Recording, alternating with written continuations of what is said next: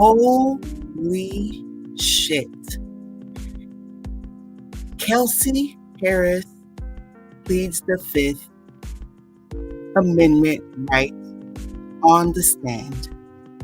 She also was granted immunity from the prosecution. Also, just now, from Milagro-Grams, according to academics, she tweeted, Kelsey lied about Tory attacking her. What did Milagro tweet? The prosecution has been trying to get Kelsey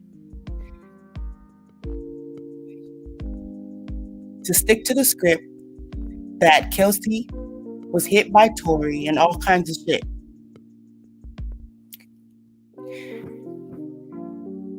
Kelsey is upset with Megan because she lied after the fact about what has transpired that night and just lying on her in general. So Kelsey is the smoking gun for this Tory Lanez trial. We've been waiting for 2 years for it to begin. It began Monday. It is now Wednesday.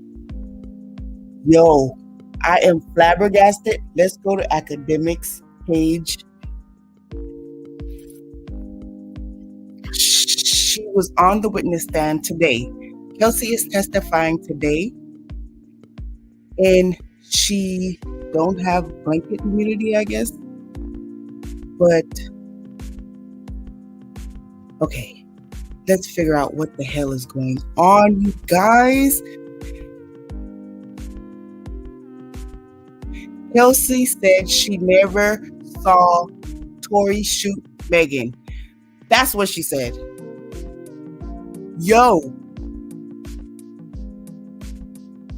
this, I know Milagro is shitting.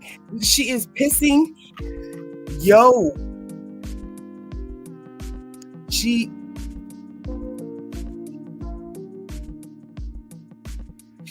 never seen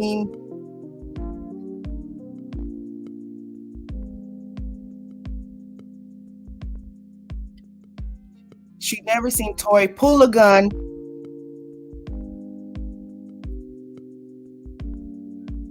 Yo, you guys, I'm flabbergasted. I'm flabbergasted right now. Hold on, let's go to, oh my God. Let's stop this nonsense. Damn, just get to the damn page. Are you kidding me? Let me go to Milagro's Twitter.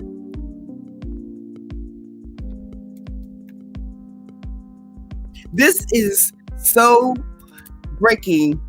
Megan also contradicts herself so many times, right? Well, I can't even type Milagro.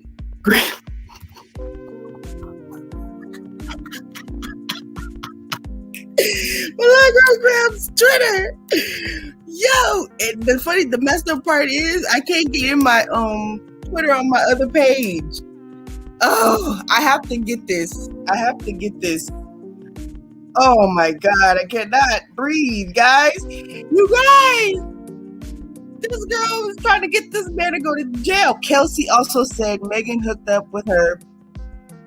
Tory up with Kelsey and confirmed a sexual relationship. Okay. I need to get to Milagro-Grams Twitter. Stop playing with me. Oh my God. If it wants me to log in and shit, I'm gonna be pissed. Because I can't breathe. No. When was this? 43 seconds ago. The interview that Kelsey did with the prosecution was on September 2022. Was in September 2022. The prosecution claims Kelsey would corroborate Megan's claims because of what she said during the interview. But Kelsey said today that she said a lot of things and she lied. 5 minutes ago, Milagro laughing. They thought they had it in the bag. Kelsey said she lied about Tory's physically attacking her. Kelsey spoke to prosecutors and told them one thing, but today says she lied. Kelsey says she never saw Tory pull a gun on Megan or shoot her. Oh, Kelsey said that there was a fight at Kylie's house and that when Megan and Tory rushed out, Megan said, "Bitch," Kylie said, "We gotta get the fuck out." Kelsey confirmed a sexual relationship with Tory. They was actually booed up before Megan, because Kelsey had left because of COVID. So she was gone, she said, for like 2-3 months. And when she came back 2 weeks prior to the actual get together at Kylie Jenner's house, that child act thought she already had an immunity deal, but they had to ask for it once she got there, and it was granted. Kelsey Harris is proving herself to be an excellent witness. This is all according to Malacograms. So let me show you right now. I'm so sorry. I just got overwhelmed because, child, you've got to be kidding me. You've got to be kidding me. Whoa. Oh, jeez. Oh. Holy. I need you guys to see this. I need you to see this with all 4 or 5 eyes. I need you to see this, hear this, breathe this, because the lies are never going to be told. The lies are never they'll be told, but they won't prevail, because guess what? We're in the age of Aquarius, and the lies will be revealed at every turn. Do you hear me? Do you hear me? Look, there was a comment made that Tory threatened to shoot her, but when asked was what she said after, she basically refused to answer. So this is when she pled the fifth, and then they went back to a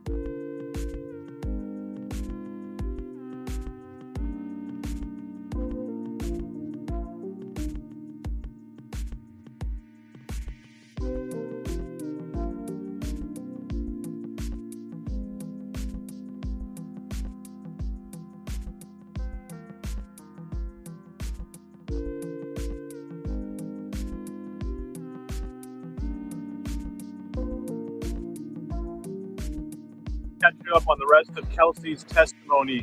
They asked her, how are you feeling? She said, I don't want to be here. They asked her, what's triggering you? She said, quote, lies from Megan. She was asked, what lies? That I betrayed her, that I am a bad friend, that I took hush money. Was asked, how do you feel about the allegation that you shot Megan? She said, that's ridiculous. She was asked, how did you meet Tory Lanez? Me and Meg both met him at the same time at a Rock Nation brunch. She continued that after they met, Meg wanted to hook Tory up with Kelsey, that did happen, that Kelsey and Tory were engaged in an intimate relationship, that Kelsey got COVID, went back to Texas, and during the time she was back in Texas, having left LA, Tory and Meg started getting it on. They talked about the night of the incident. They got to Kylie Jenner's house around 3 to 4 p.m. She was a great witness, by the way. She answered everything extremely knowledgeably, extremely truthfully. I believe every word she said. She never seemed like she was trying to hide something, except when she pled the fifth, of course. Now,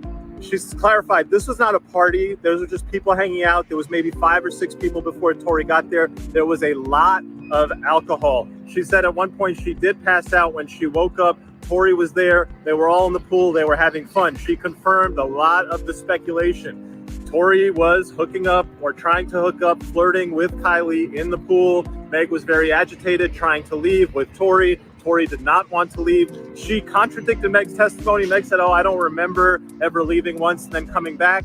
Kelsey testified they all got in the car. They left without Tory. As they were going, Meg is rambling, being just weird, and then says, I forgot my slipper. Let's go back. They all go back to get her slipper. Then they grab Tory. Kelsey didn't go in at that point when they went back. But when they came out, Meg came out with Tory, and Meg said to Kelsey, bitch, Kylie told us it's time for us to go. Tory drops the bombshell that he had been hooking up with Meg. Kelsey did not know this. The first time she learned this is in that car. That's when the argument ensues. That's when just lots of arguing is going back and forth. The prosecutor really tried to pin it down and make it look like the argument was only between Tory and Meg, and Kelsey was adamant that everybody was arguing with each other. It was a mess. She confirmed that Meg was dissing Tory's career, his skills as an artist. This stuff all crescendoed. The prosecutors asked her about, was there ever a threat made by Tory to shoot? She said yes. Prosecutor asked her, what's the context? She said, I invoke my Fifth Amendment right. You can only invoke your fifth if the testimony that you are compelled to give will incriminate you, meaning that the context around the threat, if Meg will not tell us, if Kelsey tells us, it would incriminate her. All right, you heard the bombshell from this morning. Let me catch you up on the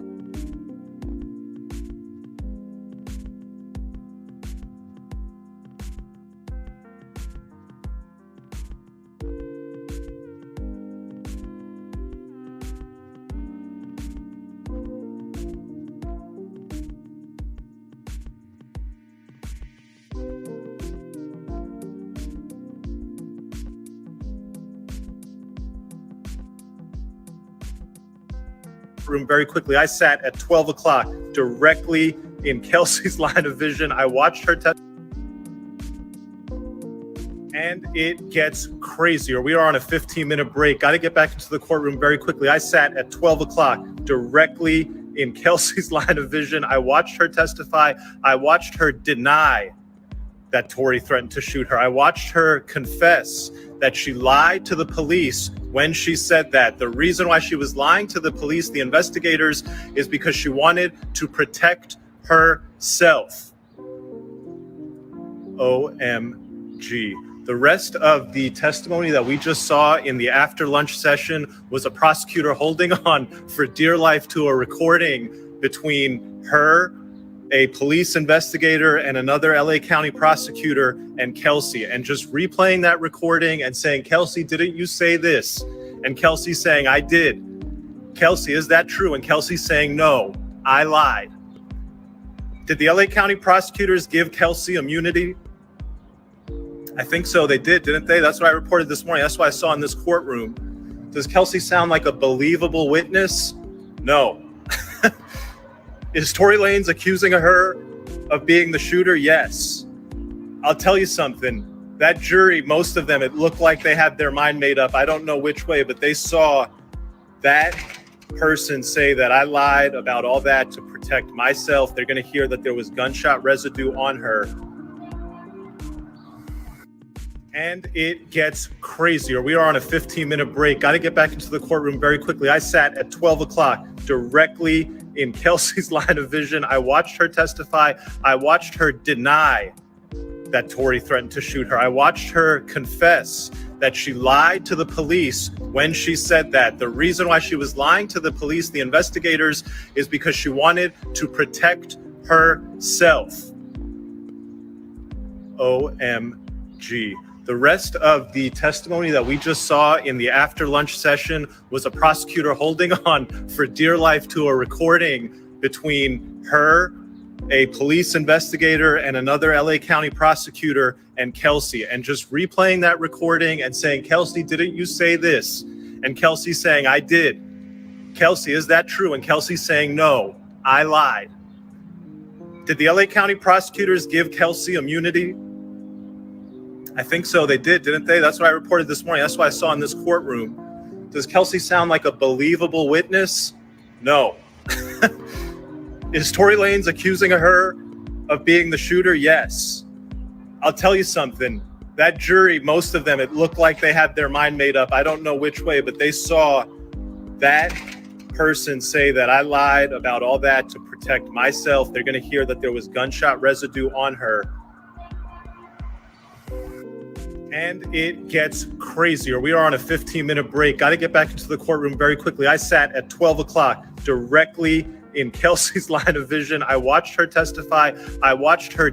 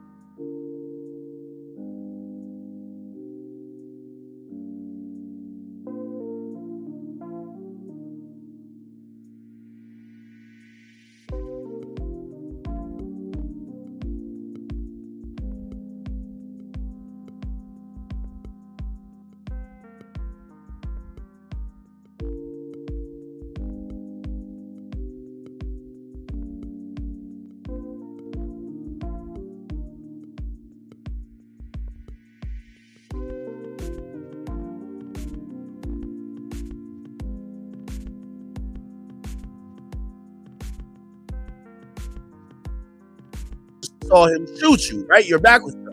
She said, well, yep. I saw him holding the gun, and then moments later when I turned back around, I got shot. This is a safe assumption. You think it's him. How did you think about Meg's testimony?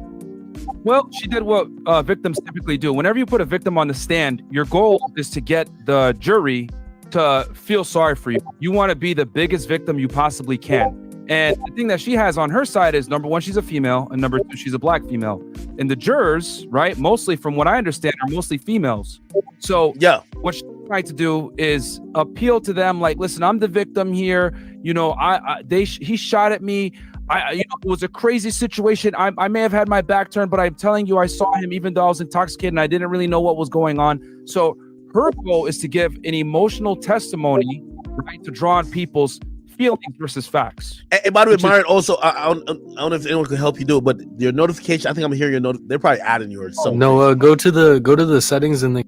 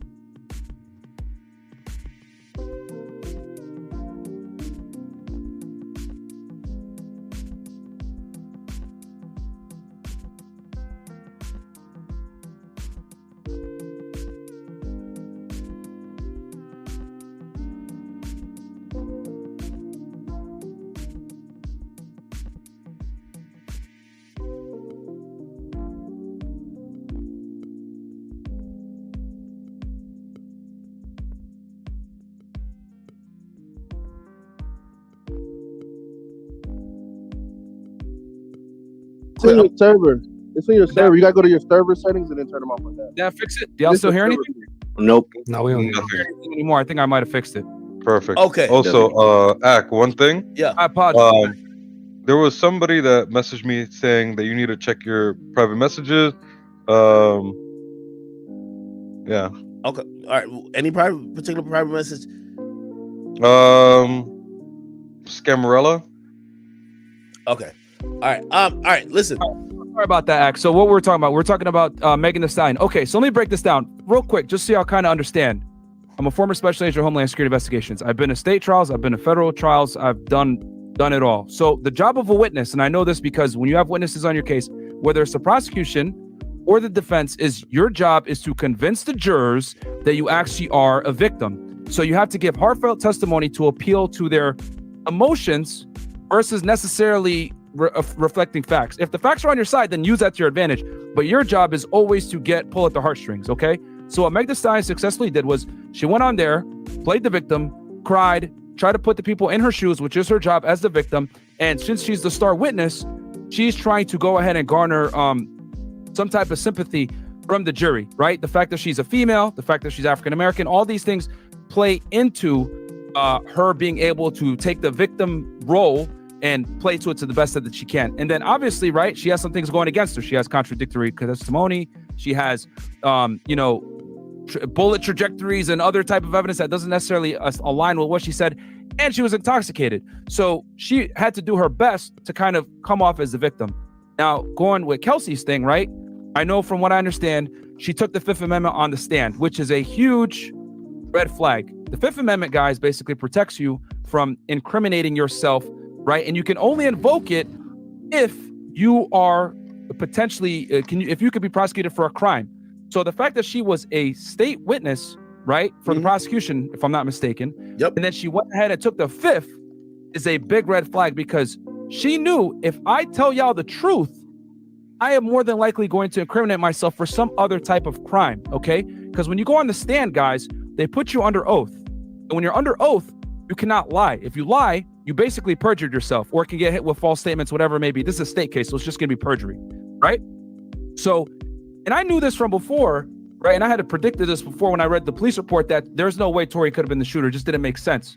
So when she was saying, hey, I don't want to talk, well, there's a couple of issues here. One, if she does tell the full story, she's going to admit to basically getting in a fist fight. Number two, she's going to admit to lying to police, right?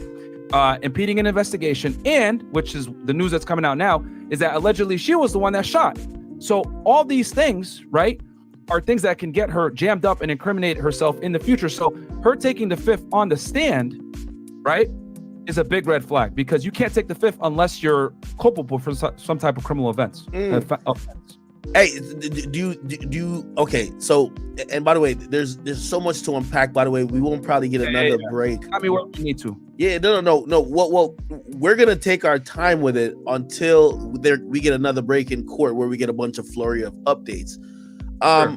We should probably step back, right? When you analyze this, you said, and by the way, if you guys are watching, we have about almost 40,000 people who are watching on various platforms. Listen, obviously I know me as academics. I'm talking to Myron Gaines. He has a channel, very popular channel that pretty much does, crime stories, not only that deals with hip hop, but kind of is really wide range. It's really interesting. Go check him out, Fetid 1811. Oh, he's a former, well, you can tell your title, brother. Yeah, I was a former special agent with Homeland Security Investigations. I've done state cases, federal cases. I've done everything from racketeering cases to human smuggling, gun trafficking, drug trafficking. Pretty much any crime you could think of, child exploitation, I've pretty much done it. Okay. Now, this is what I wanted to ask you. So we're taking a step back. You said from what you analyzed,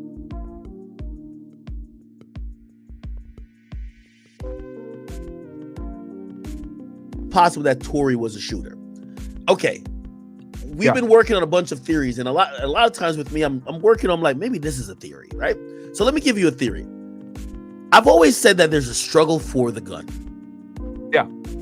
How does that sound? Explain everything. I've seen you even brought up the Google Maps of the fucking area. I thought that was a beautiful video. I might even put that on the screen when you covered it up. You covered it. Let me see. It's on.